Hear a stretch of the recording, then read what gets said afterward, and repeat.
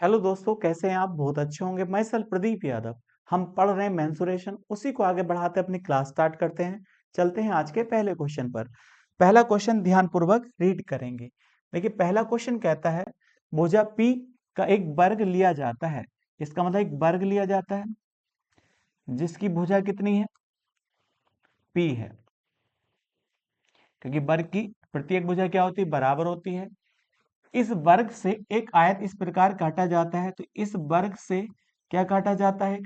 आयत काटा जाता है। तो ये क्या है? इसका आयत है। आयत की आमने सामने की भुजा क्या होती है? बराबर भी होती है और समांतर भी होती है। आगे उसने कहा आयत की एक भुजा की लंबाई वर्ग की एक भुजा की लंबाई से आधे के बराबर है। इसका मतलब वर्ग की भुजा कितनी है? P है। तो इसकी जो लंबाई होगी तो वो P/2 हो जाती है। और आयत की दूसरी भुजा की लंबाई पहली भुजा की लंबाई का 1/3 के बराबर है। तो इसके 1/3 के बराबर है। P/2 का 1/3 कर दें तो दूसरी भुजा आ जाती है। तो दूसरी भुजा कितनी होगी? P/6 हो जाती है। आगे कहा है, देखिए आयत को काटने के बाद जो वर्ग बचा है उसका क्षेत्रफल ज्ञात करिएगा। तो बताइएगा। तो हम कह सकते हैं पहले ये वर्ग था, तो वर्ग का क्षेत्रफल क्या होता है? भुजा स्क्वायर होता है। तो यहाँ पर भुजा कितनी है देखिएगा? P स्क्वायर पहले वाला एरिया था, वर्ग का क्षेत्रफल। अब उससे आयत काटा जाता है। क्या काटा जाता है? आयत काटा जाता है। तो आयत का क्षेत्रफल कितना होगा? यहाँ पर देखिएगा P/2 गुणा P/6। तो यहाँ पर क्या आ जाता है? P²/12। इसका मतलब हमारे पास वर्ग था, उससे आयत काट लिया जाता है। और कितना एरिया काट लिया जाता है? P²/12 काट लिया जाता है। लेकिन आपसे क्या पूछा? आयत को काटने के बाद जो वर्ग बचा है उसका क्षेत्रफल बताइएगा। तो हम कह सकते हैं हमारे पास एरिया कितना था? P²। उसमें से काटा कितना गया? P²/12। तो बाकी क्या होगा? बचा एरिया होगा, बचा क्षेत्रफल होगा। और वही हमसे पूछा गया है। तो बताइए ध्यानपूर्वक, यहाँ पर देखिएगा 12 का ना 12, 12 में से गया तो हम कह सकते हैं 11P²/12। ये क्षेत्रफल बचा है और ये हमारा आंसर हो जाता है। तो हम कह सकते हैं सी ऑप्शन इसका करेक्ट होगा। चलते हैं नेक्स्ट क्वेश्चन पर।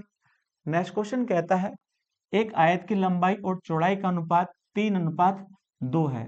तो एक आयत है जिसकी लंबाई और चौड़ाई का अनुपात दिया है। तो ये L है और ये B है।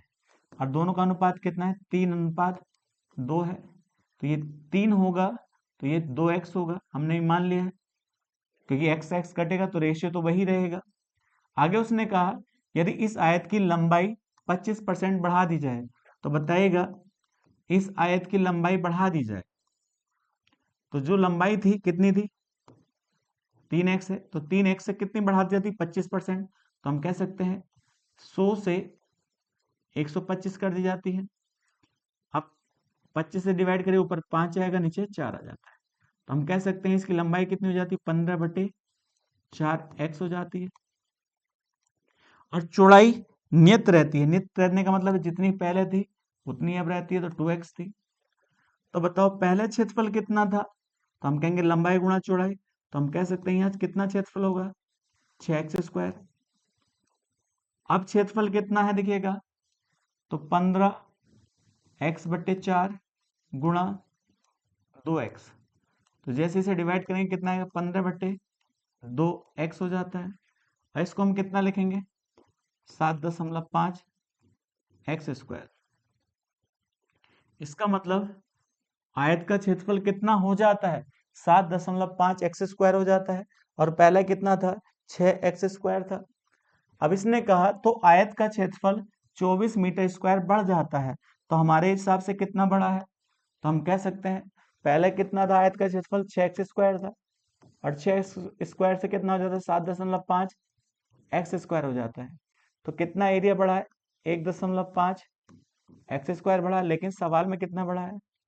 24 बढ़ा है। पॉइंट हटाएंगे, इधर 0 आ जाता है। इससे इसको डिवाइड करेंगे तो हम कह सकते हैं 15 का ना 15 होगा और 15 छक्का 90 हो जाता है। तो x का मान कितना होगा, 4 होगा। तो बताइए x का मान कितना आ चुका है, 4 आ चुका है। लेकिन आपसे क्या पूछा, चौड़ाई, चौड़ाई का रेशियो कितना, 2x था। तो हम कह सकते हैं कितना होगा, 8 होगा। चौड़ाई कितनी होगी, 8 होगी। तो हम कह सकते हैं चौड़ाई 8 मीटर होगी और ये हमारा आंसर हो जाता है। चलते हैं नेक्स्ट क्वेश्चन पर। नेक्स्ट क्वेश्चन कहता है समचतुर्भुज का बड़ा विकर्ण उसके छोटे विकर्ण का 150% है और उसका क्षेत्रफल 432 सेंटीमीटर स्क्वायर है। समचतुर्भुज की भुजा की लंबाई ज्ञात कीजिए। तो आप जानते हैं समचतुर्भुज की प्रत्येक भुजा बराबर होती है। आगे सवाल में कहा है कि समचतुर्भुज का जो बड़ा विकर्ण है वह छोटे विकर्ण का 150% है। तो आप छोटे विकर्ण को d1 कह दीजिएगा और बड़े विकर्ण को d2 कह दीजिएगा। तो बताइएगा यदि छोटा विकर्ण 100% है तो इसके अनुसार बड़ा विकर्ण जो होगा वह 150% होगा, क्योंकि 100 का 150% कितना होगा, 150 होगा। तो बताइएगा दोनों विकर्ण का अनुपात कितना होगा, 2:3 होगा। आगे कहा समचतुर्भुज का जो क्षेत्रफल है 432 सेंटीमीटर स्क्वायर है और आप जानते हैं कि समचतुर्भुज का क्षेत्रफल होता है जब विकर्ण दिए होते हैं तो 1/2 d1 गुणा d2। तो बताइए विकर्ण का अनुपात कितना है, 2:3 है। तो पहला विकर्ण आप 2x मान लीजिएगा और दूसरा विकर्ण आप 3x मान लीजिएगा। और क्षेत्रफल कितना दिया है, 432 सेंटीमीटर स्क्वायर बराबर 1/2। d1 की वैल्यू कितनी है, 2x है और d2 की वैल्यू 3x है। 2 से 2 कट जाएगा तो इधर कितना आएगा, 432 बराबर 3x स्क्वायर। जैसे 3 से इसे डिवाइड करते हैं तो यहाँ पर कितना आ जाता है, 144 बराबर x स्क्वायर। तो बताइए x का मान कितना होगा, 12 सेंटीमीटर होगा। जब x की वैल्यू आ चुकी है तो आपको क्या निकालना है, यहाँ पर विकर्ण की लंबाई। तो पहला विकर्ण कितना होगा, 24 सेंटीमीटर और दूसरा विकर्ण कितना होगा, 36 सेंटीमीटर। दोनों विकर्ण की लंबाई आ चुकी है, लेकिन आपसे विकर्ण नहीं पूछा है, आपसे पूछा है समचतुर्भुज की भुजा की लंबाई ज्ञात कीजिए। और आप ये जानते हैं दोनों विकर्ण आपस में समद्विभाजित होते हैं, बराबर बराबर भागों में डिवाइड होते हैं। तो बताइएगा यदि बड़ा विकर्ण 36 है तो इधर कितना होगा, 18 सेंटीमीटर और इधर भी कितना होगा, 18 सेंटीमीटर होगा। तो बताइए छोटा विकर्ण कितना है, 24 सेंटीमीटर है तो इधर कितना होगा, 12 सेंटीमीटर। और दोनों विकर्ण आपस में 90 डिग्री पर काटते हैं। तो अब बताइए यहाँ पर जो ट्रायंगल बनता है वह किस प्रकार का ट्रायंगल बन जाता है, राइट एंगल ट्रायंगल बन जाता है, जिसमें एक कोण कितने डिग्री का होता है, 90 डिग्री का। तो बताइए ये लेंथ कितनी है, 18 सेंटीमीटर और इसके अनुसार ये लेंथ कितनी है, 12 सेंटीमीटर। तो आप ये वाली लेंथ निकाल सकते हैं सबसे बड़ी, और ये लेंथ किस प्रकार से होगी। तो आप जानते हैं 18 का स्क्वायर प्लस 12 का स्क्वायर होगी पाइथागोरस प्रमेय के अनुसार। जब इसको हम सोल्व करते हैं तो 18 का वर्ग कितना होता है, 324 प्लस 12 का वर्ग कितना होता है, 144 होता है। अब जैसे इन्हें हम जोड़ते हैं तो यहाँ पर कितना आ जाता है, 4 4 8 होता है, 4 2 6 हो जाता है, 3 और 1 4 हो जाता है। अब इसके हम फैक्टर कर लेते हैं, 468 के जैसे हम फैक्टर करते हैं ये 2 से डिवाइड होगा तो यहाँ 2 आएगा, यहाँ 3 आएगा और यहाँ 4 आ जाता है। फिर 2 से डिवाइड करेंगे तो यहाँ 1 आएगा, यहाँ भी 1 आएगा और यहाँ 7 आ जाता है। 3 से डिवाइड करिए, यहाँ 39 आएगा, फिर 3 से डिवाइड करिए, यहाँ 13 आएगा। तो हम कह सकते हैं इन दो में से एक बाहर वैल्यू आ सकती है और इन दोनों में से एक बाहर आ सकती है। तो यहाँ 2 आएगा और यहाँ 3 आएगा और अंदर जो वैल्यू आएगी वह 6 हो जाती है।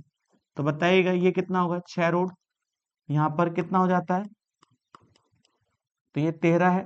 तो बताइए यहाँ 6 रूट 13 हो जाती है।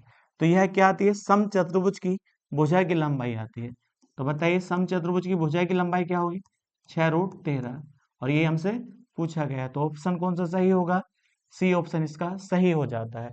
चलते हैं नेक्स्ट क्वेश्चन पर। नेक्स्ट क्वेश्चन कहता है समबाहु त्रिभुज जिसकी प्रत्येक भुजा 16 मीटर है, एक आकार के प्लॉट में एक कोने से एक बकरी को 10.5 मीटर लंबी रस्सी से बांधा जाता है। इसका मतलब एक समबाहु त्रिभुज है। अब इसके एक कोने से एक बकरी को बांधा जाता है। तो सबसे पहले आप जानते हैं समबाहु त्रिभुज की सारी भुजाएं आपस में बराबर होती हैं। तो बताइए समबाहु त्रिभुज की भुजा कितनी है? 16 मीटर। लेकिन एक कोने से जो कितनी लंबी रस्सी से बांधा जाता है? 10 दशमलव। तो हम कह सकते हैं यदि इस कोने से बांधा गया है तो ये 10.5 मीटर लंबी रस्सी है। तो बकरी जो चरेगी इस प्रकार से इस भाग को चर सकती है। तो आपसे क्या पूछा है? त्रिभुज के उस भाग का क्षेत्रफल ज्ञात कीजिए जिसमें बकरी चर पाएगी। तो बताइएगा कौन सा भाग चरेगी? तो हम कह सकते हैं ये वाला भाग तो चर पाएगी। तो ये क्या बन जाता है? ये बन जाता है त्रिज्याखंड, सेक्टर। अब त्रिज्याखंड का क्षेत्रफल आप जानते हैं पाई आर स्क्वायर। अब यहाँ थीटा बटे 360 हो जाता है। तो बताइएगा यहाँ पर पाई की वैल्यू कितनी है? 22/7। आर का मान देखिएगा तो हम इसको क्या लिख सकते हैं? 21/2 मीटर लिख सकते हैं, कोई दिक्कत नहीं होगी। तो यहाँ पर क्या है? 21/2 गुणा 21/2। और एंगल कितना है यहाँ पर? देखिए समबाहु त्रिभुज का प्रत्येक कोण कितने डिग्री का होता है? 60 डिग्री का होता है, आप जानते हैं। तो यहाँ पर कितना डिग्री आएगा? 60/360। अब देखिए इसको हम जैसे सोल्व करते हैं तो देखिए इससे इसको कितनी बार काट सकते हैं? तो आप जानते हैं 6 बार कट जाता है। इस 2 से इसको डिवाइड करेंगे तो 11 बार कटेगा। 7×3 = 21 होगा और 3×2 = 6 हो जाता है। तो बताइए ऊपर वैल्यू कितनी आई है? 11 × 21 और बटे, और नीचे जो मान आता है वो कितना आता है? 4 आ जाता है। 11 क्या ना 11 होगा, 11×2 = 22 और 1 23/4। अब इससे इसको डिवाइड करिए, 4×5 = 20 हो जाता है। बचा कितना? 3। 4×7 = 28 होगा। तो हम कह सकते हैं 57.75 मीटर स्क्वायर होगा। इसका मतलब बकरी के द्वारा चरा भाग कितना होगा? 57.75 मीटर स्क्वायर, और ये इसका आंसर हो जाता है। चलते हैं नेक्स्ट क्वेश्चन पर। देखिए नेक्स्ट क्वेश्चन कहता है एक रोलर की त्रिज्या 14 सेंटीमीटर और उसकी लंबाई 20 सेंटीमीटर है। तो बताइए एक रोलर है जिसकी जो लंबाई है वह कितने? 20 मीटर लंबी है, 20 सेंटीमीटर सॉरी। तो ये कितनी लंबाई है? 20 सेंटीमीटर है। और इसकी जो रेडियस है वह 14 सेंटीमीटर है। आगे उसने कहा एक खेल के मैदान को समतल करने के लिए इसके 235 पूर्ण चक्कर लगाते हैं। तो खेल के मैदान का क्षेत्रफल ज्ञात कीजिएगा। तो पहला तो बताइएगा ये जो रोलर है ये क्या है? रोलर है। इस एक चक्कर लगाने में कितनी दूरी चली जाएगी? ये दूरी निकाल लीजिएगा। तो अब एक बात बताओ, इसका एक चक्कर क्या होगा? 2πr/h होगा। तो हम कह सकते हैं पाई का मान कितना होगा? 22/7 होगा। अब आर का मान कितना है? 14 है। और ऊंचाई कितनी है? 20 है। जैसे हम इसको डिवाइड करते हैं कितनी बार जाएगा? 2 बार जाएगा। तो 22×2 = 44, 44×2 = 88 होता है। 88 × 20, तो यहाँ पर जो आता है 1760 सेंटीमीटर स्क्वायर। इसका मतलब रोलर एक चक्कर में कितना एरिया समतुलित करता है, समतल कर लेता है? 1760 सेंटीमीटर स्क्वायर। लेकिन वह उस मैदान के कितने चक्कर लगाता है? 235 चक्कर लगाता है। तो एक बात बताइएगा एक चक्कर में कितनी दूरी चली जाती है? ये कितना एरिया समतल किया जाता है? 1760। अब इसी प्रकार से कितने चक्कर लगाएंगे? 235। तो 235 में कितना एरिया कवर किया होगा वो निकाल लेंगे। और वह एरिया किसका है? मैदान का ही तो एरिया है। तो हम इसकी गुणा कर लेते हैं, 1760 गुणा 235, 0 5 छंग 30 होगा। अब 17×5 = 85 होता है। अब 85 में जैसे हम 3 जोड़ते हैं तो 88 हो जाता है। तो यहाँ 0 आएगा, 18, 17 × 51 और 1 52 हो जाता है। इसी प्रकार से यहाँ 0 आएगा, 6×2 = 12 हो जाता है। 17 दूनी 34 और 1 35 हो जाता है। 0 0 8 8 16 हो जाता है। तो आप जानते हैं यहाँ 13 आएगा यहाँ। तो आप इसको मल्टीप्लाई करने के बाद कितना लिखेंगे? 4 1 3 6 00 सेंटीमीटर स्क्वायर। इसका मतलब इस रोलर के द्वारा कितना एरिया समतल किया गया वो आपके सामने है, और वह किसका एरिया? मैदान का है। तो हम इसको क्या लिख सकते हैं? 4 1 3 6 गुणा 10 की पावर 2 लिख सकते हैं, नहीं लिख सकते हैं? और ये हमारा आंसर हो जाता है। तो डी ऑप्शन इसका क्या होगा? करेक्ट हो जाता है। चलते हैं नेक्स्ट क्वेश्चन पर। नेक्स्ट क्वेश्चन कहता है एक 56 सेंटीमीटर व्यास के वृत्ताकार तार को, तो एक बात बताइए, वृत्ताकार क्या है? तार है। अब एक बात बताइएगा, आगे उसने कहा है इसका व्यास कितना दिया है? इसका जो व्यास है 56 सेंटीमीटर है। तो हम कह सकते हैं व्यास क्या होता है? रेडियस का डबल होता है। तो यह क्या आएगा? 56 सेंटीमीटर। तो इसकी जो रेडियस होगी वह कितनी होगी? 28 सेंटीमीटर होगी। आगे उसने कहा इस तार को आयत के रूप में मोड़ा जाता है जिसकी भुजा, तो बताइए आयत, तो तार को किस रूप में मोड़ा जाता है? आयत के रूप में। और आयत की भुजाओं का अनुपात दे रखा है, तो भुजा का अनुपात कितना है? 7:4 है। पहले तो हमें ये पता होना चाहिए तार की लंबाई कितनी है। जो तार है वो लंबा कितना है, जिसे किस में मोड़ा गया था? वृत्त में मोड़ा गया था। तो बताइएगा, तो वृत्त में मोड़ा गया है तो वृत्त का एक चक्कर निकाल लेते हैं, क्योंकि इसको मोड़ के ही तो क्या बनाया गया है? वृत्त बनाया गया है। तो आप बताइएगा 2πr निकाल लेते हैं। तो यहां पर देखिएगा, और ये 2πr क्या होगी? तार की लंबाई होगी। तार की लंबाई, क्योंकि तार को मोड़ के ही तो क्या बनाया गया है? सर्किल बनाया गया है। तो बड़ा सिंपल हो जाता है। यहाँ देखिएगा पाई का मान 22/7। अब आर का मान यहाँ पर कितना? 28 है। तो 7 चौक 28 हो जाता है। तो देखिए इसकी जैसी गुणा करते हैं तो 88 दूना कितना होता है? 176 सेंटीमीटर। तो हम कह सकते हैं जो तार की जो लंबाई है वह 176 सेंटीमीटर है। तो हम कह सकते हैं ये 176 सेंटीमीटर वाला तार जो है, अब इसको मोड़कर आयत बनाया जाता है। तो आयत जो बनेगा वह परिमाप के बराबर होगी तार की लंबाई। तो परिमाप किसके बराबर होगा? तार की लंबाई के बराबर होगा। तो तार की लंबाई कितनी है? 176 सेंटीमीटर है। और परिमाप कितना होगा इसका? 2l+b। तो इसे x लिख लीजिएगा, इसे भी x लिख लीजिएगा। तो यहाँ कितना हो जाता है? 11 11 दूनी 22, 22x हो जाता है। इससे इसको डिवाइड करेंगे तो x का मान कितना है? 8 आएगा। इसका मतलब x की वैल्यू कितनी आ चुकी है? 8 आ चुकी है। तो ये वाली लेंथ कितनी होगी? 8 7 56 होगी सेंटीमीटर। और ये वाली लेंथ कितनी होगी? 32 सेंटीमीटर। लेकिन आपसे क्या पूछा है? आयत द्वारा घेरे गए क्षेत्रफल को ज्ञात कीजिएगा। तो आयत का क्षेत्रफल ज्ञात करना है। तो यहाँ क्षेत्रफल क्या होता है? आयत का एरिया l/b होता है। तो ये l कितनी है? 56 है। और यहाँ पर b कितनी है? 32 है। बस इसकी हम गुणा कर लेते हैं। तो हम जानते हैं 36 गुणा 32 जो होगा, तो यहाँ 12 और यहाँ कितना आएगा? 11। यहाँ 36 18 होगा, 5 से 15 और 1 16 हो जाता है। यहाँ 2, यहाँ 9 7 1। तो यहाँ पर वैल्यू कितनी आती है? 1792। और ये क्या आता है? सेंटीमीटर। और ये हमसे पूछा गया था। तो हमसे पूछा आयत का क्षेत्रफल ज्ञात कीजिएगा।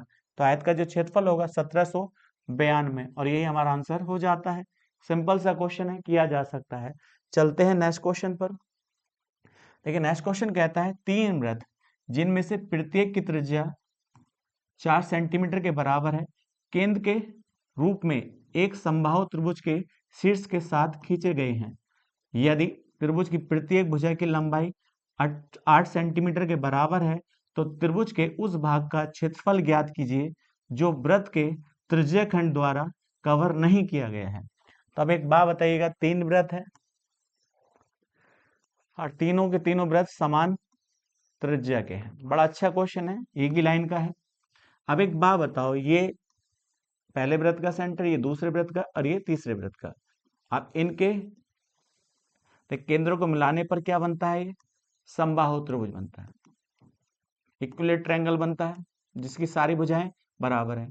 तो आप बताइए यहाँ से यहाँ तक लेंथ कितनी दी है, 8 सेंटीमीटर दी है। तो ये 8 सेंटीमीटर है, तो आप कह सकते हैं ये वाली 4 सेंटीमीटर त्रिज्या होगी। और साफ साफ सवाल में कहा है जो वृत्त की त्रिज्या है 4 सेंटीमीटर है, तो ये भी 4 होगी, ये भी 4 होगी, और ये भी 4 होगी, ये भी 4, क्योंकि वृत्त की त्रिज्या समान है। तो हमसे जो क्या पूछा गया है, ध्यान दीजिएगा, हमसे ये पूछा गया ये वाला जो बीच वाला एरिया है इसका क्षेत्रफल, जो इनके बीच में जो एरिया है ये वाला एरिया पूछा है। तो बड़ा आसान है, आपने इसका फॉर्मूला भी बनाया होगा, तो आप डायरेक्ट फॉर्मूला याद रख लें तो सबसे आसान है। तो अब एक बात बताओ, फॉर्मूला क्या होता है इसका, जो बीच वाला एरिया होता है इसका एरिया फॉर्मूला क्या होता है, तो आप जानते हैं √3 माइनस π/2 आर स्क्वायर होता है। तो यहाँ पर देखिए आर कितना है, आर है आपकी 4, 4 का वर्ग कितना होगा यहाँ पर 16 हो जाता है। अब इसको सोल्व कर लीजिएगा, तो यहाँ पर क्या आएगा, ये इसके नीचे 1 है, तो ये लिख लेंगे 2√3 माइनस के π/2 और गुणा 16। अब जैसे इसको इससे डिवाइड करते तो 8 हो जाता है। तो हम कह सकते हैं हमारा आंसर क्या आएगा, 8 2√3 माइनस पाई, ये क्या हो जाता है, जो 3 वृत्त के घिरे भाग से जो बीच का एरिया होता है यह एरिया उसका आ जाता है। और ये हमसे पूछा गया था, यही हमारा आंसर हो जाता है। तो बताइए कौन सा ऑप्शन सही होगा, बी ऑप्शन इसका करेक्ट हो जाता है। चलते हैं नेक्स्ट क्वेश्चन पर। देखिए नेक्स्ट क्वेश्चन कहता है एक त्रिभुज का आधार उसके वर्ग के परिमाप के बराबर है। तो बताइएगा एक त्रिभुज का जो आधार है, सवाल को ध्यान पूर्वक पढ़िएगा, ये त्रिभुज का क्या है, आधार है, बेस है। तो उसने कहा एक त्रिभुज का आधार एक वर्ग के परिमाप के बराबर, तो एक वर्ग है, इसका जो पैरामीटर होगा उसके बराबर ये आधार है, जिसका विकर्ण दिया है कितना, किसका विकर्ण, ये जो वर्ग है। तो बताइए वर्ग का विकर्ण कितना है, यहाँ 7√2 है। यदि ये 7√2 है तो इसकी भुजा क्या होगी, 7 होगी, ये भी 7 होगी, ये भी 7 होगी, ये 7। तो बताइए इसका परिमाप कितना होगा, तो आप कहेंगे 28 होगा। यदि वर्ग का परिमाप कितना 28 है और वह त्रिभुज के आधार के बराबर है, तो आप कह सकते हैं इसका आधार क्या होगा, त्रिभुज का 28 ही होगा, क्योंकि इसका परिमाप त्रिभुज के आधार के बराबर है। आगे कहता है और इसकी ऊंचाई वर्ग की एक भुजा के बराबर है, जिसका क्षेत्रफल, इसका मतलब एक और वर्ग है, ये एक और वर्ग है।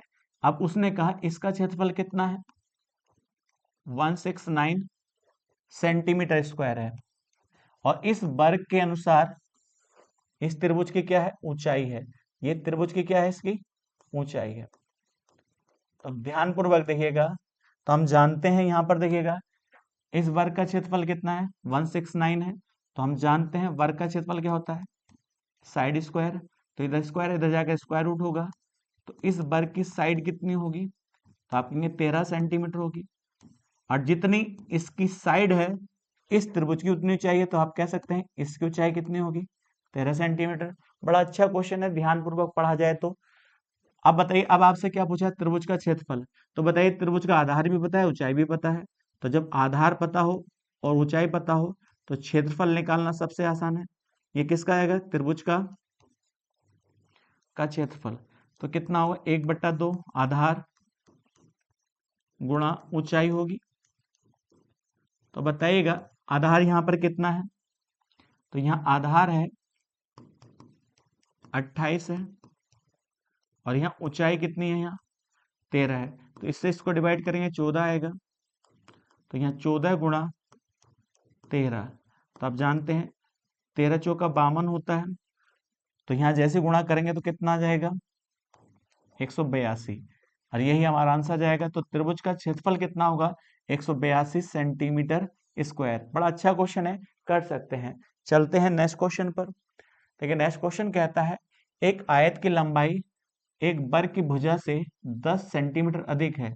तो उसने कहा एक आयत की जो लंबाई है एक वर्ग की भुजा से 10 सेंटीमीटर अधिक है। तो एक वर्ग है, तो वर्ग की प्रत्येक भुजा क्या होती है, बराबर होती है। अब इस वर्ग की भुजा से ये कितना अधिक है? 10 सेंटीमीटर अधिक है। ध्यान देना, आगे कहता है और इसकी चौड़ाई बर की भुजा से 8 सेंटीमीटर कम है। तो हमने बर की भुजा क्या मान ली? x centimetre. तो ये इसकी लंबाई कितनी होगी? x प्लस 10, और इसके अनुसार ये कितनी होगी? x माइनस के 8 सेंटीमीटर। क्योंकि जो लंबाई है बर की भुजा से 10 सेंटीमीटर अधिक है और चौड़ाई जो है बर की भुजा से 8 सेंटीमीटर कम है। ये सवाल में कहा गया है साफ साफ। आगे उसने कहा यदि आयत और वर्ग दोनों का क्षेत्रफल समान है, तो इसका मतलब इन दोनों का जो एरिया है, इसका क्षेत्रफल और इसका क्षेत्रफल, दोनों का क्षेत्रफल क्या है? समान है। बड़ा आसान हो जाता है सवाल। तो बताइएगा आयत का क्षेत्रफल क्या होता है? लंबाई गुणा चौड़ाई। और वर्ग का क्षेत्रफल क्या होता है? साइड स्क्वायर, जो भी इसकी साइड है। तो यहाँ कितनी हो जाती है? x plus 10। इसी के अनुसार यहाँ क्या आ जाता है? x माइनस के 8 और बराबर यहाँ हो जाता है x स्क्वायर, हो जाता है नहीं हो जाता है? इन दोनों की हम गुणा करते हैं तो यहाँ क्या आ जाता है? x स्क्वायर प्लस, तो यहाँ पर जो आएगा सॉरी माइनस के 8x आएगा, और जैसे हम गुणा करेंगे तो यहाँ प्लस 10 और माइनस के 80 और बराबर एक्स स्क्वायर आ जाता है। अब यहाँ एक्स स्क्वायर से एक्स स्क्वायर कट जाता है, इससे ये कट जाता है, तो जैसे ये कट जाएगा यहाँ पर, तो यहाँ वैल्यू कितनी आएगी? देखिएगा प्लस के 2 बराबर 80। इससे इसको डिवाइड करेंगे तो x का मान कितना आएगा? 40 आएगा। इसका मतलब x का मान कितना आ चुका है? 40 आ चुका है। तो हम कह सकते हैं बर की भुजा कितनी होगी? 40, और आयत की जो लंबाई होगी वह कितनी होगी? 50 सेंटीमीटर, और इसकी जो चौड़ाई होगी तो हम कह सकते हैं यहाँ पर कितनी हो जाती है? 32 सेंटीमीटर। ध्यान पूर्वक कीजिएगा, बड़ा आसान सवाल है। तो आपसे क्या पूछा? आयत का परिमाप। तो अब बताइए आयत का जैसे परिमाप निकालेंगे यहाँ, तो हम जानते हैं परिमाप जो होता है, आयत का परिमाप वह होता है 2l प्लस बी के बराबर होता है। तो बताइए l कितना है? यहाँ पर 50 है, तो अब यहाँ क्या आएगा? 50, और प्लस b कितना है? यहाँ पर देखिएगा 32 है। तो 50 और 32 को जोड़ा जाए तो यहाँ पर वैल्यू आ जाती है 82, और 82 गुणा 2 हो जाता है। तो यहाँ क्या आएगा? 4, 8 दूनी 16। तो यहाँ पर जो परिमाप आता है वो कितना आता है? 164 सेंटीमीटर, और ये हमारा आंसर हो जाता है। सिंपल सा क्वेश्चन है, किया जा सकता है। चलते हैं नेक्स्ट क्वेश्चन पर। नेक्स्ट क्वेश्चन कहता है समषष्टभुज के आकार वाले एक मैदान का क्षेत्रफल। तो पहले देखिए षष्टभुज बना लेते हैं। इस प्रकार का क्या है? समषष्टभुज है। इसकी खास बात क्या होती है? इसमें कितने समबाहु त्रिभुज होते हैं? 6 बराबर बराबर होते हैं, ध्यान रखना। तो यहाँ समबाहु त्रिभुज कितने होंगे? 6 होंगे। अब इस इमेज का क्या दे रखा है हमें? क्षेत्रफल दिया है। कितना दिया है? 1944√3 मीटर स्क्वायर। हम जानते हैं इसका क्षेत्रफल बड़ा आसान होता है, क्योंकि आपको ये पता है कितने इक्विलेटरल ट्रायंगल है? 1 2 3 4 5, यहाँ 6। तो पहले देखिएगा समबाहु त्रिभुज का क्षेत्रफल लिखिएगा √3/4 ए स्क्वायर। ए का मतलब साइड है, इसकी कितनी साइड है? हमने ए मानी है। अब कितने हैं इसमें? 6, तो 6 से गुणा कर दीजिएगा तो यह किसका एरिया जाता है? समषष्टभुज का एरिया जाता है। ये कितने के बराबर है? 1944√3 के बराबर। √3 से √3 कट जाता है, 6 से भाग करिएगा तो 6 18 होता है, 6 दूनी 12 और 6 चौक 24 हो जाता है। तो ए स्क्वायर बराबर कितना आएगा? 324 गुणा 4। तो यहाँ ए की वैल्यू कितनी आएगी? 18 गुणा 2। ए का मान यहाँ जाता है 36। इसका मतलब जो आपके पास समषष्टभुज था उसकी भुजा कितनी आ जाती है? 6 आ जाती है। आपसे आगे कहता है 11.50 रुपये प्रति मीटर की दर से फेसिंग लगाने की लागत ज्ञात कीजिएगा। तो अब एक बात बताओ, इस पर परिमाप निकालिएगा, तो इसका परिमाप क्या होता है? पैरामीटर 6 इंटू साइड, तो यहाँ 6 गुणा 36, तो हम कह सकते हैं कितना आएगा? 216 मीटर आएगा। अब इसकी लागत पूछिए, टोटल कॉस्ट निकालनी है। तो बताइए टोटल कॉस्ट निकालनी है, तो हमारे पास कितनी लेंथ है 216, कितने रुपए प्रति मीटर की दर से 11.250, सॉरी, तो 11.50 को हम क्या लिख सकते हैं, तो यहाँ पर आएगा 23/2 लिख सकते हैं, कोई दिक्कत नहीं हो सकती है। अब 2 से इसको डिवाइड करिए तो यहाँ पर कितना 108 आएगा, तो यहाँ वैल्यू कितनी आती है 108 गुणा 23। यदि इकाई के अंक से गुणा कर लें तो 8 या 24 होता है, लास्ट में एक 24 4 मिलता है, तो हम जानते हैं इसकी मल्टीप्लाई कितनी आएगी 2484।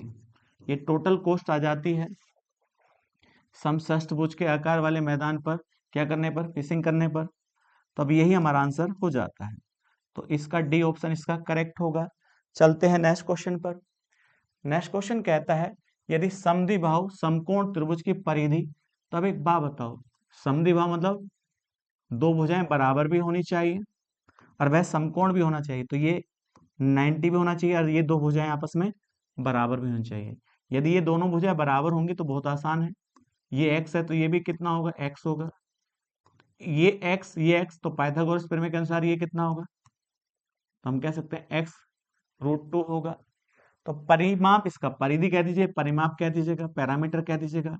तो हमारे अनुसार समद्विबाहु समकोण त्रिभुज का परिमाप कितना होगा x प्लस x√2।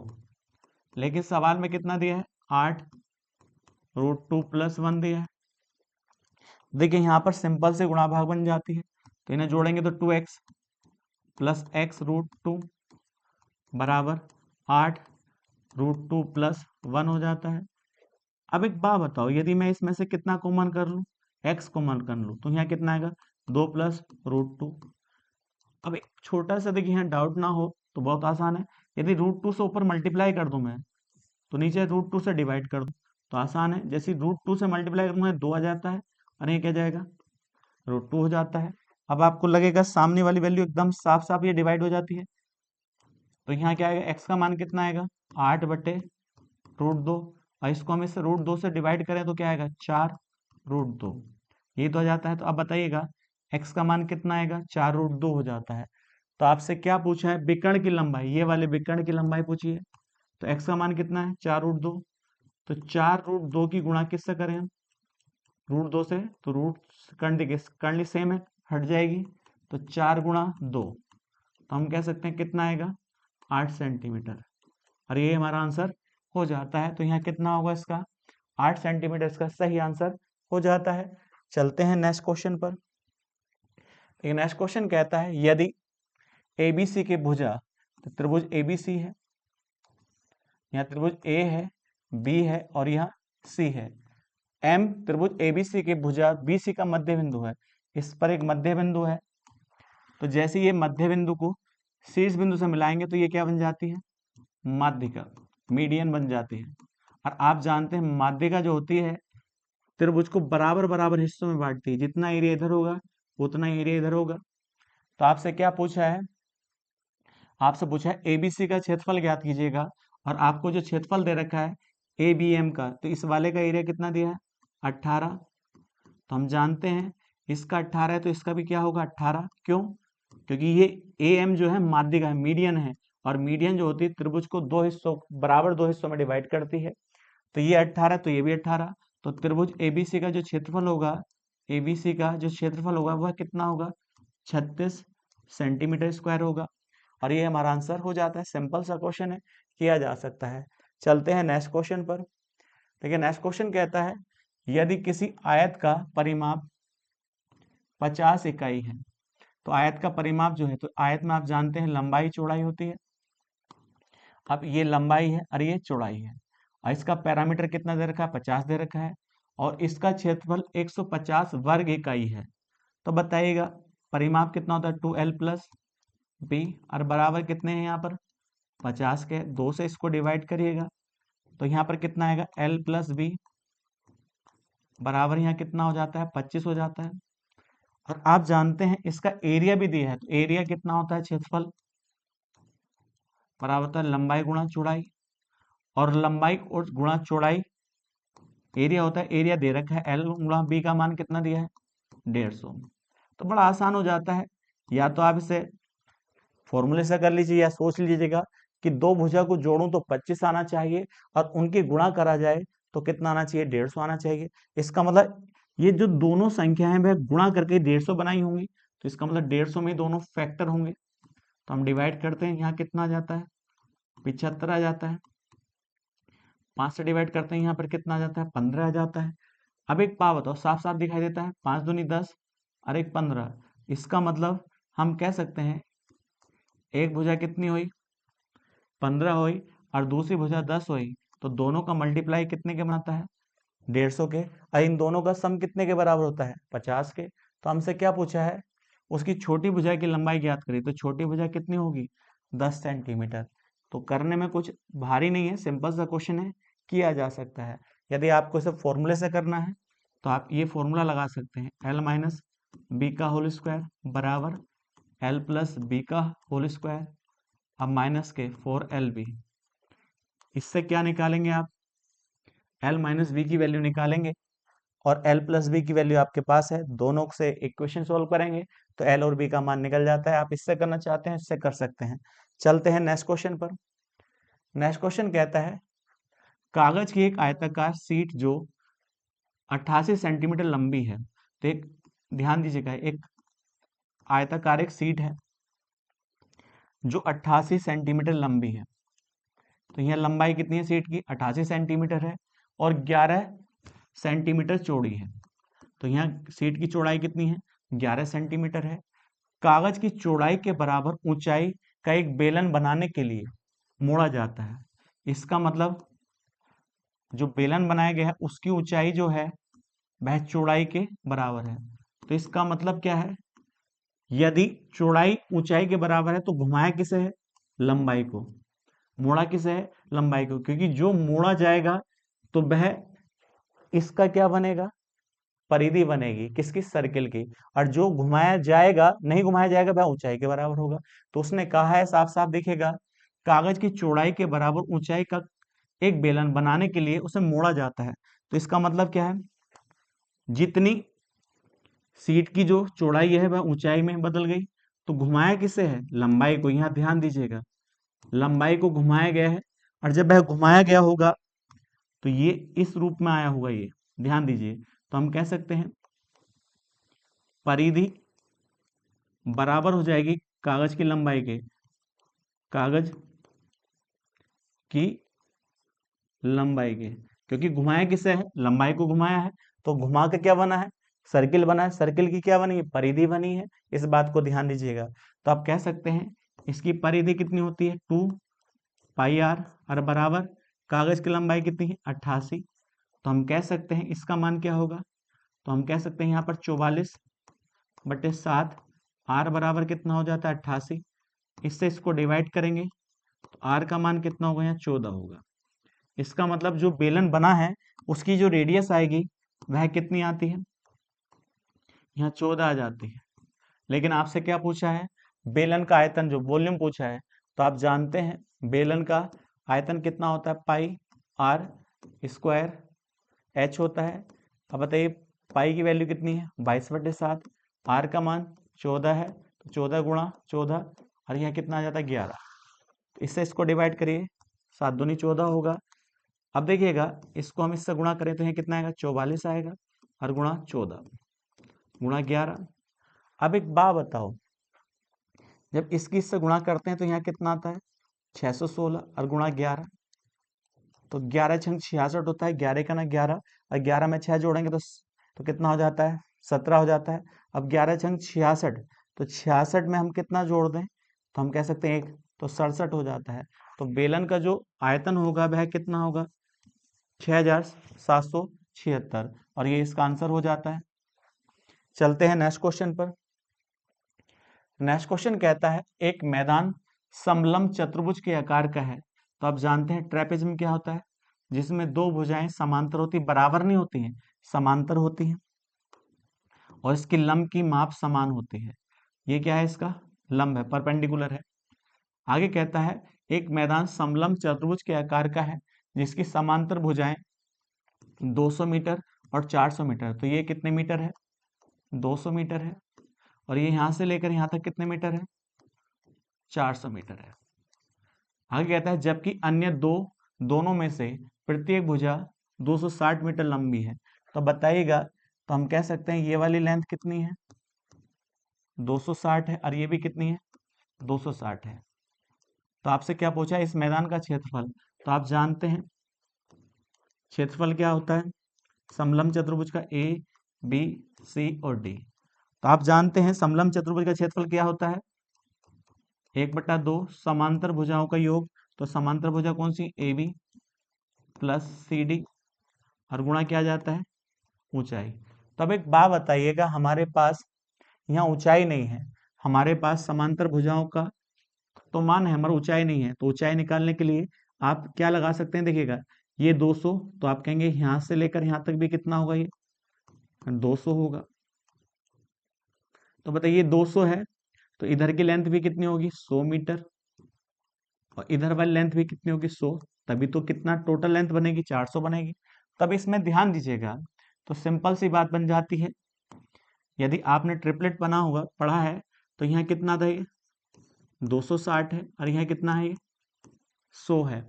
तो अब एक बात बताइए, यहाँ पर कितना होना चाहिए। तो हम कह सकते हैं, देखिए 0 से 0 काट लीजिएगा। यदि आप यहाँ 13 लिखें, तो यहाँ 5 लिखें, तो यहाँ 12 होगा। ट्रिपलेट पढ़ा होगा आपने, 5 का स्क्वायर और 12 का स्क्वायर को जोड़ा जाए तो वह 13 के स्क्वायर के बराबर हो जाता है। तो यहाँ पर देखिए रेशियो देखेंगे आप तो आसान हो जाता है। तो यहाँ पर कितना है, तो यहाँ जो 120 नहीं आएगा, क्योंकि मल्टीप्लाई करके, इसका मतलब ये वाली लेंथ कितनी होगी, 240, तभी जाकर ये समकोण त्रिभुज बन पाएगा। आप पाइथागोरस थ्योरम से निकाल सकते हैं, कोई दिक्कत नहीं है। तो हम कह सकते हैं यहाँ पर जो लंब है, ऊंचाई है, वह कितने मीटर है, 240 मीटर है। ये किस प्रकार से, ये ट्रिपलेट याद रखना। तो हम जानते हैं यहाँ पर कितना आएगा 100, और यहाँ ये कितना है 240 है, और यहाँ पर कितना है 260। तो आपको इसका रेशियो याद है ना, तो इतना दिक्कत नहीं है। आपको ये तो भारी लगेगा, लेकिन जब इसका रेशियो बनाओगे तो यहाँ 5 आएगा, 12 आएगा, और यहाँ 13 आएगा। और ये आपने बहुत बार पढ़ा होगा, ये ट्रिपलेट दिखाई देगा, क्योंकि इसको बढ़ा है तो इसके अनुसार ये भी वैल्यू बढ़ी है, तभी तो ट्रिपलेट वही वैल्यू रखता है। अब एक बात बताओ, तो जैसे ही आप इसका क्षेत्रफल निकालेंगे तो आसान बन जाता है, 1/2। तो समांतर भुजाओं का योग कितना होगा, 400 और 200, 600, या 600 आ जाता है। इसी प्रकार से यहाँ कितना आएगा, 240। तो हम इसको डिवाइड कर लेते हैं, यहाँ 300 आएगा। अब 300 की गुणा किस में करें हम, 240 में। तो हम जानते हैं 24 से 72 होगा, 3 जीरो आ जाता है। यह किसका आ जाता है, ट्रेपेजियम का एरिया आ जाता है। ये मीटर स्क्वायर में आएगा, और ये हमारा आंसर हो जाता है। तो ऑप्शन नंबर सी इसका करेक्ट होगा। बड़ा आसान सवाल है, कर सकते हैं। चलते हैं नेक्स्ट क्वेश्चन पर। नेक्स्ट क्वेश्चन कहता है किसी समकोण समद्विबाहु त्रिभुज के कर्ण तथा एक लंब भुजा पर समबाहु त्रिभुज खींचे जाते हैं, उनके क्षेत्रफल क्रमशः h और a हैं। तो a/h का मान किसके बराबर होगा। तो बताइएगा समद्विबाहु समकोण त्रिभुज। तो आप जानते हैं समद्विबाहु त्रिभुज का मतलब होता है दो भुजाएं बराबर होनी चाहिए, लेकिन यह समद्विबाहु समकोण त्रिभुज है, इसका मतलब दो भुजा बराबर के साथ साथ एक कोण 90 डिग्री भी होना चाहिए। तब बताइएगा, उसने कहा कर्ण पर क्या बनाया जाता है, समबाहु त्रिभुज बनाया जाता है, और एक लंब पर समबाहु त्रिभुज बनाया जाता है, इस प्रकार से। तो आप जानते हैं समबाहु त्रिभुज की सारी भुजाएं बराबर होती हैं। तो हम कह सकते हैं, यहां देखिएगा यदि ये भुजा x है तो ये भी कितनी होगी, x होगी, और इसके अनुसार ये भुजा कितनी होगी, x√2 होगी। अब बताइए समबाहु त्रिभुज है, तो हम कह सकते हैं ये भी भुजा कितनी होगी, x√2 होगी, और ये भुजा भी x√2 होगी। यदि ये x है तो ये भुजा x होगी, और ये भी भुजा x होगी, क्योंकि ये भी समबाहु त्रिभुज है और ये भी समबाहु त्रिभुज है। अब उसने कहा है, देखिएगा कर्ण पर जो समबाहु त्रिभुज बना है उसका क्षेत्रफल क्या है, h है, और जो लंब पर समबाहु त्रिभुज बना है उसका क्षेत्रफल a है। तो हम जानते हैं समबाहु त्रिभुज का क्षेत्रफल क्या होता है, समबाहु त्रिभुज का क्षेत्रफल √3/4, और जो भी इसकी साइड होती है उसका स्क्वायर क्षेत्रफल बन जाता है। तो देखिए यहाँ पर साइड क्या है, इसका क्षेत्रफल a से लिख लेते हैं, तो √3/4। अब यहाँ साइड कितनी x, तो यहाँ पर x² हो जाता है। इसी प्रकार से इसका क्षेत्रफल निकालेंगे तो √3/4 साइड स्क्वायर, तो साइड यहाँ कितनी है x, √2 का होल स्क्वायर होगा। तो यहाँ पर क्या होगा, √3/4 गुणा x² गुणा 2 हो जाता है। अब इनका रेशियो पूछा है, तो बताइएगा पहले किसका मान आना चाहिए, a का।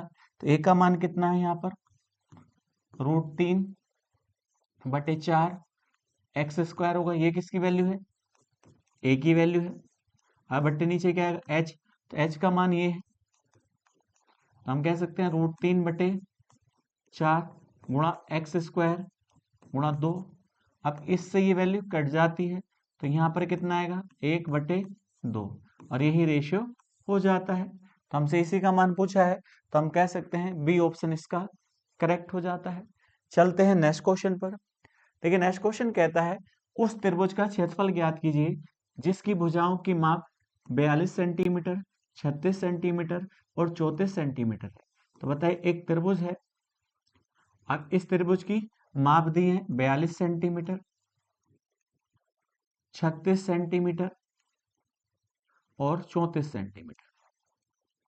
तो हम जानते हैं यह त्रिभुज कौन सा, स्केलेन ट्रायंगल है, विषमबाहु त्रिभुज है। अब बताइएगा इसका क्षेत्रफल निकालने के लिए हम क्या निकालेंगे, हाफ पैरामीटर। तो पहले देखिए इनको सबको जोड़ लेते हैं, तो यहाँ पर कितना हो जाता है, 70 हो जाता है। और 70 में हम जैसे ही कितना जोड़ते हैं, तो यहाँ 42 जोड़ते हैं तो 112 हो जाता है बटे 2। जैसे डिवाइड करेंगे तो यहाँ पर कितना आएगा, 56 सेंटीमीटर। अब s का मान आ चुका है, और जब s की वैल्यू आ चुकी है तो हम एरिया निकाल लेते हैं ट्रायंगल का क्षेत्रफल। तो यहाँ पर क्या आएगा, s माइनस का a, s माइनस b, और यहाँ जाता है s माइनस c। तो बताइएगा यहाँ सिंपल सी गुणा भाग बन जाती है। तो यहाँ s का मान कितना है, 56 गुणा, अब 56 में से कितना घटा दीजिएगा, 42 घटा दीजिएगा, तो हम कह सकते हैं यहाँ पर कितना आएगा, 14 आएगा। इसी प्रकार से 56 में से कितना घटा दीजिएगा, 36 घटा दीजिएगा, यहाँ क्या आ जाता है, 20 आ जाता है। इसी प्रकार से 56 में से कितना घटा दीजिएगा, तो हम कह सकते हैं यहाँ पर जब घटाएंगे 34 घटाएंगे तो 56 में से 34 जाएंगे, तो यहाँ पर कितना आ जाता है, तो यहाँ 22 आ जाता है। कितना आ जाता है, 22 आ जाता है। अब जो भी इसे स्क्वायर रूट से बाहर आ सकता है उसको हम निकाल लेते हैं। तो हम जानते हैं यहाँ देखिएगा कितना लिख सकते हैं, 14 चौका 56 होता है गुणा 14 गुणा, अब देखिएगा यहाँ पर 4 पंजे 20 होता है और गुणा 22 हो जाता है। अब इन दो 14 में से एक 14 बाहर आ जाता है। अब देखिए इस दो 4 में से एक 4 बाहर आ जाता है। अब कोई नंबर्स बाहर नहीं आएगा तो उसे अंदर लिखा रहने देंगे। तो यहाँ पर कितना है, 110 आएगा। अब 14 चौका क्या होता है, 56 होता है। तो हम कह सकते हैं इसका एरिया जो होगा 56 रूट, देखिएगा 56 रूट 110 हो जाता है, और ये इसका आंसर हो जाता है। तो बताइए कौन सा ऑप्शन सही होगा, बी ऑप्शन इसका सही हो जाता है। सिंपल सा क्वेश्चन है, किया जा सकता है। चलते हैं नेक्स्ट क्वेश्चन पर। देखिए नेक्स्ट क्वेश्चन कहता है एक समकोण त्रिभुज की भुजाएं, तो आप बताइए समकोण त्रिभुज दिया है, समकोण त्रिभुज में एक कोण कितने डिग्री का होता है, 90 डिग्री का होता है। आगे उसने कहा x माइनस के 2 भुजा है और x माइनस के 4 है, और एक भुजा क्या है, x है। तो ये समकोण बनाते हैं। अब एक बात बताइए समकोण त्रिभुज का क्षेत्रफल क्या होता है। तो पहले तो हम पाइथागोरस प्रमेय लगा लेते हैं। यहाँ पर देखिएगा x का मान निकाल लेते हैं। पाइथागोरस प्रमेय क्या होती है, लंब का स्क्वायर प्लस आधार का स्क्वायर और बराबर होता है कर्ण के स्क्वायर के। तो हम कह सकते हैं यहाँ क्या आएगा, x² प्लस 4 और माइनस के 4x प्लस x² प्लस 16 और माइनस के 8x बराबर x² हो जाता है। अब एक बात बताइए, सिंपल से यहाँ पर गुणा भाग बन जाती है। तो यहाँ पर क्या होगा, एक x² से एक x² कट जाता है, यहाँ पर आएगा x² आएगा। अब देखिएगा इसमें यहाँ पर क्या है, ये आपका माइनस का है, ये भी माइनस का है, तो यहाँ आ जाता है 12x आ जाता है। इसी प्रकार से यहाँ पर कितना आएगा, 20 आ जाएगा बराबर 0। तो 20 के ऐसे टुकड़े करने हैं जिनका अंतर कितना है, तो हम जिनका योगफल कितना है, 12 है। तो हम जानते हैं 10 दूनी 20 होता है। तो यहाँ क्या आएगा, एक्स स्क्वायर माइनस के 10x माइनस के 2x और प्लस 20 बराबर 0। अब इन दोनों में से कॉमन कर सकते हैं x, तो x माइनस 10 और माइनस के 2 कॉमन करेंगे तो x माइनस 10 और बराबर 0। तो ये x माइनस 10 और x माइनस 2। तो बताइए यहाँ पर x की वैल्यू 2 आ जाती है। तो एक बात बताइएगा, पहली कितनी होगी, x का मान कितना होगा, 10, क्योंकि 10 में 10 जाएगा जब भी 0 आएगा, यहाँ कितना आएगा, 2। तो 2 तो यहाँ हो नहीं सकती वैल्यू x की इसके अनुसार, क्योंकि 2 में से 2 गया 0, और ऐसा हो नहीं सकता है कि ये मान 0 हो जाए। तो हम कह सकते हैं इसकी वैल्यू कितनी होनी चाहिए यहाँ पर, तो आप कहेंगे 10, 10 में से कितना गया, 2 गया, तो ये 8 हो जाती है। इसी प्रकार से तो ये कितनी होगी, 6 होगी, और ये ही कितनी बन 10 हो जाती है। तो ये क्या बन जाता है, समकोण त्रिभुज बन जाता है, क्योंकि 8 का वर्ग प्लस 6 का वर्ग बराबर किसके होता है, 10 के बराबर होता है, 10 के वर्ग के बराबर होता है। अब हम जानते हैं क्षेत्रफल पूछा है, तो क्षेत्रफल क्या होगा समकोण त्रिभुज का, समकोण त्रिभुज का क्षेत्रफल जो होगा वह होगा 1/2 आधार गुणा ऊंचाई, 2 से डिवाइड करिए 3 आएगा, 3 अट्ठे 24। तो हम कह सकते हैं 24 सेंटीमीटर स्क्वायर क्या होगा, इसका एरिया होगा। अरे ये हमारा आंसर हो जाता है। चलते हैं नेक्स्ट क्वेश्चन पर। नेक्स्ट क्वेश्चन कहता है त्रिभुज एबीसी में डी समांतर है एसी के। तो एक त्रिभुज है, तो त्रिभुज कौन सा है, ए बी और सी। आगे उसने कहा एसी के समांतर लाइन है डी। ये क्या है, डी लाइन है किसके समांतर, एसी के समांतर है। आगे उसने कहा जो डी पॉइंट है वह किस पर है, ए बी पर है, और बी सी पर कौन सा पॉइंट है, ई पर है। आगे उसने कहा है बीडी जो लेंथ है वह कितनी है, 4 सेंटीमीटर, यहां से लेकर यहां तक कितनी है, 4 सेंटीमीटर, और एडी की जो लेंथ है 2√2 है। तब एक बात बताइएगा, यदि मैं आपसे कहूं यहां से लेकर यहां तक की लेंथ कितनी है ये, तो आप कह सकते हैं 2√2 प्लस 4, ये लेंथ है। अब एक बात बताओ, यहाँ पर जो त्रिभुज बनते हैं, दो त्रिभुज बनते हैं, कौन कौन से, बी डी ई का, और दूसरा त्रिभुज बनता है त्रिभुज बी ए सी। और ये दोनों के दोनों त्रिभुज क्या होते हैं, आपस में सिमिलर होते हैं। आप कहेंगे सिमिलर किस प्रकार से, क्योंकि ये वाला कोण इसके बराबर होगा, ये वाला कोण इसके बराबर होगा, और ये कोण दोनों में बराबर होगा। तो हम कह सकते हैं ये दोनों के दोनों त्रिभुज क्या होंगे आपस में, तो सिमिलर होंगे। बी डी ई सिमिलर होगा त्रिभुज बी ए सी के। और जब ये सिमिलर हो जाते हैं तो इनके क्षेत्रफल का अनुपात निकालना बहुत आसान हो जाता है।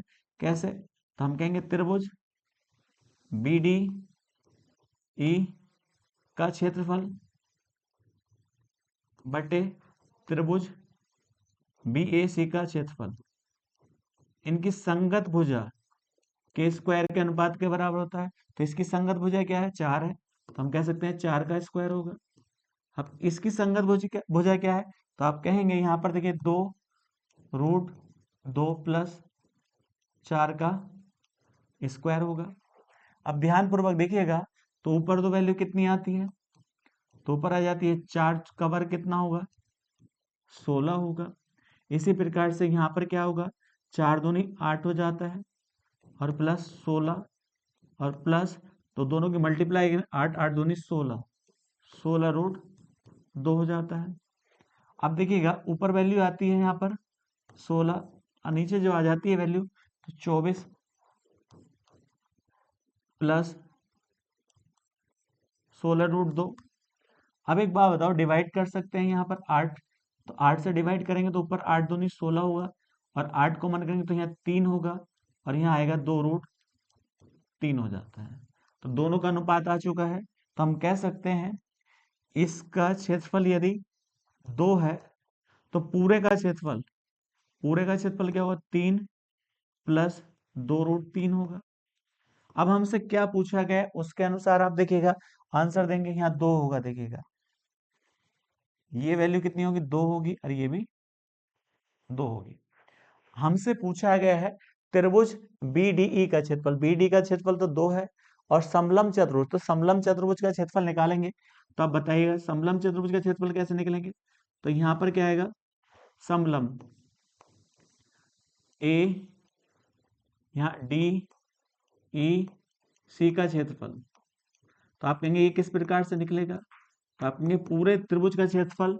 तो पूरे त्रिभुज का क्षेत्रफल क्या है, 3 + 2√2 में से कितना घटा दिया जाए, 2 घटा दिया जाए, तो जो क्षेत्रफल आप चाहते हैं वह क्षेत्रफल आ जाता है। तो ये क्या आएगा, 1 + 2√2। ये किसका क्षेत्रफल है, समलम चतुर्भुज का क्षेत्रफल है। अब एक बात बताओ, इनका अनुपात पूछा है, तो हम अनुपात किसका पूछा है, त्रिभुज BDE का क्षेत्रफल बटे समलम चतुर्भुज ADEC का क्षेत्रफल। तो बताओ सिंपल सा हो जाता है। तो इसका मान कितना हो जाता है, तो इसकी वैल्यू तो हमारे पास कितनी थी, 2 थी, कितनी थी, 2 थी, और नीचे कितना था इसका मान हमारे पास, 1 + 2√2, ये हो जाता है। तो अब एक बात बताइएगा, तो हमारे अनुसार कौन सा ऑप्शन सही होगा, ऊपर तो 2 आएगा और नीचे आएगा 1 + 2√2, यही इसकी वैल्यू हो जाती है। तो बी ऑप्शन इसका करेक्ट हो जाता है। ध्यान पूर्वक किया जाए तो बहुत आसान सवाल है। चलते हैं नेक्स्ट क्वेश्चन पर। नेक्स्ट क्वेश्चन कहता है एक समचतुर्भुज का परिमाप ज्ञात कीजिएगा।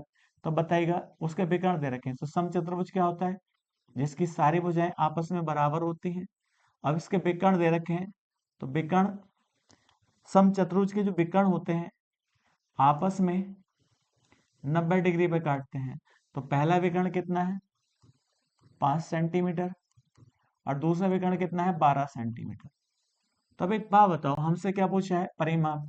तो परिमाप के लिए पहला भुजा होनी चाहिए, तो बड़ा सिंपल सा बन जाता है। तो आप कहेंगे विकर्ण जो होते हैं इसके समद्विभाजित भी होते हैं। तो ये 6 होगा तो आधा 6 होगा। इसी प्रकार से यहाँ कितना होगा, 5/2 हो जाता है। और इसके विकर्ण 90 डिग्री पे काटते हैं। तो यहाँ पर जो ट्रायंगल बनता है, राइट एंगल ट्रायंगल बन जाता है। तो यहाँ पर क्या आएगा, 6 आएगा, और ये क्या आएगा, 5/2 हो जाता है। अब ये वाली वैल्यू निकालनी है तो बड़ा आसान है, 6 का वर्ग प्लस 5/2 का वर्ग हो जाता है। अब एक बात बताओ, इसको हम लिख सकते हैं 36 + 25/4। तो हम कह सकते हैं 144 + 25/4। तो ये क्या आएगा, 169/4। तो ऊपर कितना आएगा, 13/2। तो एक बात बताइए, ये क्या आई है, इस सम चतुर्भुज की भुजा आई है, 13/2 आई है। अब हमको क्या निकालना, परिमाप निकालना, पैरामीटर निकालना। तो इसका पैरामीटर क्या होता है, 4 इंटू साइड होता है, क्योंकि इसकी सारी साइड बराबर होती हैं। तो 4 गुणा 13/2, इससे इसको डिवाइड करेंगे, 2 आएगा, और 13 दूनी 26। हम कह सकते हैं समचतुर्भुज का जो परिमाप होगा वो कितना होगा, 26 सेंटीमीटर होगा। सिंपल सा क्वेश्चन बन जाता है, आसानी से किया जा सकता है। चलते हैं नेक्स्ट क्वेश्चन पर। नेक्स्ट क्वेश्चन कहता है एक समांतर चतुर्भुज ABCD में। तो बताइए एक समांतर चतुर्भुज है, तो आप जानते हैं समांतर चतुर्भुज में क्या होता है, आमने सामने की भुजा बराबर भी। तब एक बात बताओ, आमने सामने की भुजा क्या होंगी, बराबर के साथ समांतर होंगी। तो A B C और D। अब देखिएगा ये क्या है, एक विकर्ण है। आगे कहता है AD और AC के मध्य बिंदु, इसका मतलब इसका भी मध्य बिंदु और इसका मध्य बिंदु मिलाया जाता है। तो ये क्या है, ये D है, सॉरी, इसको आप कुछ भी लिख सकते हैं, इसमें तो कुछ कहा नहीं। तो यहाँ आप लिख सकते हैं ये M है और ये N है। आगे देखिएगा, अब इसकी लंबाई कितनी दे रखी है, 2 सेंटीमीटर दे रखी है। तो ये कितना सेंटीमीटर है, 2 सेंटीमीटर है। आप जानते हैं यदि, ये आपने पढ़ा होगा, एक त्रिभुज है उसके मध्य बिंदु को मिलाया जाता है और समांतर रेखा खींची जाती है। यदि ये 4 है तो ये इससे आधी होगी, इनका मतलब इनका रेशियो 1:2 का होता है। तो बताइए ये 2 है तो ये पूरी लेंथ कितनी होनी चाहिए, 4 होनी चाहिए। और समांतर चतुर्भुज की आमने सामने की भुजा समांतर भी होती है, बराबर भी होती है। तो ये 4 है, तो ये भी कितनी होगी? 4 सेंटीमीटर। अब आगे हमसे कहा इसका परिमाप कितना है? 20 सेंटीमीटर है, 20 इकाई है। तो बताइए सेंटीमीटर तो सेंटीमीटर, मात्रक तो आप कुछ भी लिख सकते हैं। तो हम कहेंगे कि यदि मैंने इसे x माना तो ये क्या होगी? इसके बराबर होगी, क्योंकि जो पैरेललोग्राम होता है इसकी आमने सामने की साइड पैरेलल भी होती है और समान भी होती है। ये 4 तो ये 4, ये x तो ये x। तो अब बताइए टोटल पैरामीटर जैसे हम निकालते हैं, पैरामीटर क्या होगा यहाँ पर? 2x प्लस 8 होगा, और बराबर कितना दिया है यहाँ पर? 20 के। तो 20 बराबर 2x, और माइनस के इधर आएगा तो ये माइनस के 8 होगा, तो यहाँ 12 आएगा, 12 बराबर 2x के। इससे इसको डिवाइड करेंगे तो x की वैल्यू कितने के बराबर होगी? 6 के बराबर होगी। तो हम कह सकते हैं x का मान कितना है? 6 है। तो बताइए आपसे क्या पूछा? एडी की लंबाई पूछी है।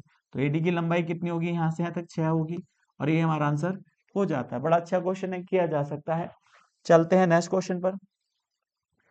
नेक्स्ट क्वेश्चन कहता है 30 रुपए प्रति मीटर की दर से उस आयताकार भूखंड के चारों ओर बाड़ लगाने की लागत ज्ञात कीजिए।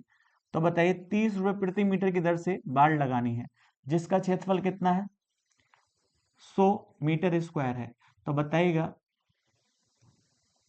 एक आयताकार क्षेत्र है जिसका जो एरिया है वो कितना है? 100 मीटर स्क्वायर है, और उसकी लंबाई भी दे रखी है 20 मीटर। तो आप जानते हैं एरिया क्या होता है? लंबाई गुणा चौड़ाई। देखिए लंबाई गुणा चौड़ाई, तो आप बताइए ये 100 है तो ये कितना होना चाहिए? 5 मीटर होना चाहिए, नहीं होना चाहिए? दोनों की मल्टीप्लाई होगी तभी तो एरिया बना होगा, एल इंटू बी होता है। अब बताइए लंबाई कितनी है इसकी? 20 है, तो इसकी चौड़ाई कितनी होगी? 5 होगी। अब बताइएगा 30 रुपए प्रति मीटर की दर से बाड़ लगवानी है, तो बाड़ किस पे लगेगी? पैरामीटर पर, परिमाप पर। तो हम जानते हैं परिमाप क्या होता है? 2l प्लस बी होता है। एल का मान कितना है? 20 है, और 20 प्लस 5, तो हम कह सकते हैं यहाँ पर कितना आ जाता है? 50 मीटर। इसका मतलब बाड़ जो लगेगी 50 मीटर पर लगेगी। अब इसकी कोस्ट निकाल लेते हैं, टोटल कोस्ट निकालेंगे तो कोस्ट क्या होगा? टोटल कितने मीटर पर बाड़ लगनी है? 50 पर, कितने रेट से? तो उसने कहा 30 रुपए प्रति मीटर की दर से। तो बताइए यहाँ पर टोटल खर्च कितना आएगा? 1500 रुपये आएगा। और ये हमसे पूछा गया टोटल कॉस्ट कितनी आएगी? 1500 रुपये, और यही इसका आंसर हो जाता है। चलते हैं नेक्स्ट क्वेश्चन पर। देखिए नेक्स्ट क्वेश्चन कहता है एक आयताकार भूखंड का विकर्ण और उसकी भुजा क्रम से। तो एक बात बताइएगा, ये क्या है? एक आयत है, रेक्टेंगल है। अब देखिएगा इसका विकर्ण भी दिया है, तो विकर्ण कितना है? ये 65 है, और उसकी जो एक भुजा है ये 63 है। तो हम जानते हैं आयत का प्रत्येक कोण कितने डिग्री का होता है? 90। तो यहाँ ट्रिपलेट बनेगा, तो आप कहेंगे किस प्रकार से? तो हम जानते हैं 65 का स्क्वायर माइनस के 63 का स्क्वायर। अब एक बात बताओ, तो आप यहाँ पर इसको देखिएगा सोल्व किया जाएगा, तो हम यहाँ a प्लस भी लगा भी सकते हैं। तो 63 प्लस, तो यहाँ पर 65 जो होता है कितना है? 8 आएगा, और इसी प्रकार से यहाँ कितना आ जाता है? 12 और गुणा 2। तो हम कह सकते हैं ये वाली जो साइड आएगी वह कितनी आएगी? 16 आएगी। ये आपको ट्रिपलेट याद रहता है तो अच्छी बात है। हम जानते हैं 16 का स्क्वायर 63 का स्क्वायर बराबर होता है 65 के स्क्वायर के, तो ये ट्रिपलेट बन जाता है। तो अब आपसे पूछा क्या है? तो आयताकार भूखंड का परिमाप ज्ञात करेगा, तो पैरामीटर पूछा है। तो हम जानते हैं पैरामीटर क्या होता है? 2l प्लस बी होता है। तब बताओ 2l का मान कितना है? 63 है, और प्लस बी का मान 16 है। तो यहाँ पर वैल्यू कितनी आएगी? 9, और यहाँ 7 हो जाती है। 9 दूनी 18, 7 दूनी 14, 1 15। तो बताइए 158 मीटर क्या होगा? इसका पैरामीटर होगा, और ये इसका सही आंसर हो जाता है। चलते हैं नेक्स्ट क्वेश्चन पर। देखिए नेक्स्ट क्वेश्चन कहता है एबीसी में, अब बताइएगा एबीसी में क्या दिया है? बीसी के समांतर क्या खींचा है? रेखा खींचा है, कौन सी? डी। ये डी क्या है? बीसी के समांतर है, तो ये कौन सा पॉइंट है? ए है। आगे उसने कहा एडी की जो लंबाई है वह कितनी है, 2 है, और बीडी की जो लंबाई है वह कितनी है, 3 मीटर है। तो आपसे कहा है और समलंब चतुर्भुज बी डी ई सी का क्षेत्रफल दे रखा है, यहाँ पर 63 दे रखा है। और हम जानते हैं यदि ये इसके समांतर रेखा है तो यहाँ त्रिभुज कितने बनेंगे, तो त्रिभुज बनेंगे 2, ए डी ई, और दूसरा त्रिभुज होगा त्रिभुज ए बी सी। ये दोनों के दोनों त्रिभुज आपस में क्या होंगे, तो हम कह सकते हैं ये सिमिलर होंगे। क्या होंगे, सिमिलर होंगे। ये बात ध्यान रखना, कोई कहेगा किस प्रकार से होंगे, तो आप कह सकते हैं ये वाला कोण इसके बराबर होगा, ये कोण इसके बराबर, ये कोण दोनों में कॉमन होगा। तो ये दोनों त्रिभुज क्या हो जाते हैं, आपस में सिमिलर हो जाते हैं। और यदि ये सिमिलर हो जाते हैं तो हम जानते हैं इनका क्षेत्रफल का अनुपात, एबीसी का क्षेत्रफल का अनुपात बटे त्रिभुज ए डी ई का क्षेत्रफल इनकी संगत भुजा के अनुपात के बराबर होता है। तो बताइए इसकी संगत भुजा क्या होगी, तो यहां से लेकर यहां तक होगी, तो ये 5 आएगा, तो यहाँ पर 5 का स्क्वायर आएगा बटे इसका मान कितना है, 2, तो 2 का स्क्वायर आ जाता है। तो बताइए इसका क्षेत्रफल कितना आएगा, 25, और यहाँ पर कितना आ जाता है, 4 आ जाता है। तो बताइएगा टोटल, आपसे ये कहा गया है टोटल एरिया कितना है इसका, 25 है, लेकिन ये वाला एरिया कितना है, 4 है। तो बताइए 25 में से 4 घटाएंगे तो ये वाला एरिया कितना, 21 होगा। मेरे हिसाब से 21 है, और सवाल में कितना दिया है, 63 सेंटीमीटर स्क्वायर। इससे इसको डिवाइड करेंगे तो एक का मान कितने के बराबर होगा, 3 के। तो एक की वैल्यू कितने के बराबर है, 3 के। तो आपसे किसका मान पूछा है, एडी का क्षेत्रफल। तो एडी का क्षेत्रफल का रेशियो कितना है, 4। तो 4 के हिसाब से वैल्यू निकालेंगे तो 3 चौक 12। तो हमसे कह सकते हैं, हमसे पूछा क्या गया है, एडी का क्षेत्रफल, तो 12 सेंटीमीटर स्क्वायर इसका सही आंसर हो जाता है। तो चलते हैं नेक्स्ट क्वेश्चन पर। नेक्स्ट क्वेश्चन कहता है एक आयताकार भूखंड का विकर्ण 37 मीटर है। तो एक आयत है, इसका विकर्ण दिया है, कितना दिया है, 37 मीटर दिया है। आगे कहता है इसका क्षेत्रफल जो है, तो क्षेत्रफल क्या होता है, लंबाई गुणा चौड़ाई, 420 मीटर स्क्वायर है। आगे कहता है 37.5 रुपए प्रति मीटर की दर से भूखंड के चारों ओर बाढ़ लगाने की लागत ज्ञात करें। तो बाढ़ किस पर लगेगी, परिमाप पर ही तो लगेगी, पैरामीटर पर लगेगी। तो हमें पैरामीटर निकालना है। हम जानते हैं, देखिए विकर्ण क्या होता है, L square plus B square बराबर विकर्ण का स्क्वायर। अब विकर्ण कितना है इसमें, 37 का स्क्वायर होगा। तो यहाँ होल स्क्वायर खोलते हैं, एल प्लस बी का होल स्क्वायर क्या होगा, L square plus B square plus 2LB। देखिएगा इसका मान हमारे पास है 37 का वर्ग निकाल लेते हैं। यहाँ देखिएगा तो 37 का वर्ग कितना होगा, 7 का वर्ग 49 होगा, और 3 का वर्ग 9 हो जाता है। 7 के 21, 21 दूनी 42 हो जाता है। तो यहाँ 9, 6 और 13। तो हम कह सकते हैं इसका स्क्वायर क्या आएगा, 1369, और प्लस 2 गुणा 420। तो यहाँ पर देखिएगा कितना हो जाता है, 1369 प्लस 840 हो जाता है। जैसे हम जोड़ते हैं 9 और 0 कितना, 9 आ जाता है, 6 4 10 होगा। अब यहाँ पर कितना हो, 21 और 1 22 हो जाता है। अब आपके पास इसकी भी वैल्यू स्क्वायर रूट निकाल लेते हैं हम। तो यहाँ पर कितना आता है, 2209। तो बताओ यहाँ पर 4 का वर्ग, 5 का तो नहीं होगा, 4 4 चौक 16 होता है, तो 6 0 9, तो यहाँ 8 आ जाता है। यदि मैं 7 रखूँ यहाँ पर, तो यहाँ पर वैल्यू कितनी आती है, देखिएगा इसका मतलब ये 47 का क्या होगा, एल प्लस बी। तो ये किसका स्क्वायर रूट होगा, 47 का। तो एल प्लस बी आ जाता है हमारे पास। अब हमारे पास पैरामीटर निकालना है। तो हम जानते हैं पैरामीटर क्या होता है, 2L प्लस बी। तो 2 से गुणा इधर कर दीजिएगा, कोई दिक्कत नहीं होगी। तो L प्लस बी 2 से गुणा करेंगे तो ये पैरामीटर होगा, यहाँ पर कितना आ जाता है, 94 मीटर। तो हम क्या निकाल लेते हैं, टोटल कॉस्ट निकाल लेते हैं। तो टोटल कॉस्ट कैसे निकलेगी? तो हम कहेंगे कितना मीटर है, 94 मीटर, और किस रेट से लगाया जाता है, 37.50। अब पॉइंट हटाएंगे, नीचे जीरो आ जाता है, जीरो से जीरो कट जाता है, 5 से डिवाइड करिए, 5 सत्ते 35 होता है, बचे कितना है, दो, 5 पंजे 25 होगा, 5 दूनी 10 होगा, 2 से डिवाइड करिएगा तो यहाँ 47 आ जाते हैं। तो हम कह सकते हैं, देखिएगा यहाँ क्या आएगा, 47 और 75 की गुणा, 7 पंजे 35 होता है, 5 चौक 20 और 3 23 हो जाता है, 7 सत्तर 49 होगा, 7 चौक 28, 28 और 4 कितना हो जाता है, 32, 5 2 और यहाँ 5 हो जाता है, और यहाँ पर हो जाता है 3।